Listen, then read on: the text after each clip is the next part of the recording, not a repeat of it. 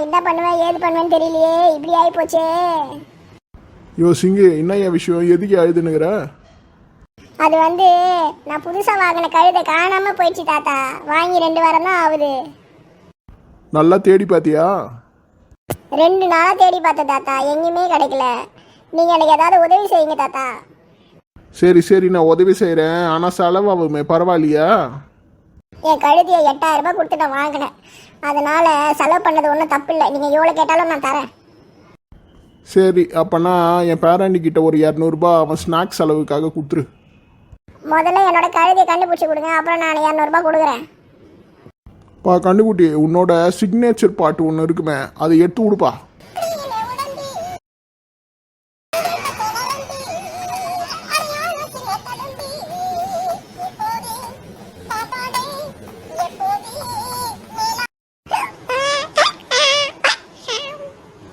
தம்பி நீ பெரிய ஆளுப்பா.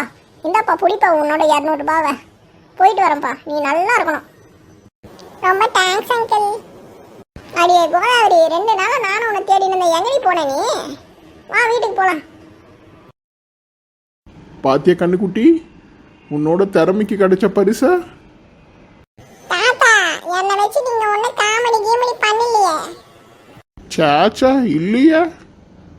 சரி வா வா, பக்கத்து கடையில் போய் சிப்ஸும் பாலில் ஊற வச்சு சாப்பிட்ற பிஸ்கெட்டும் வாங்கலாம். தாத்தாக்கு பல்லு கொஞ்சம் கம்மியாக இருக்குதுல்ல.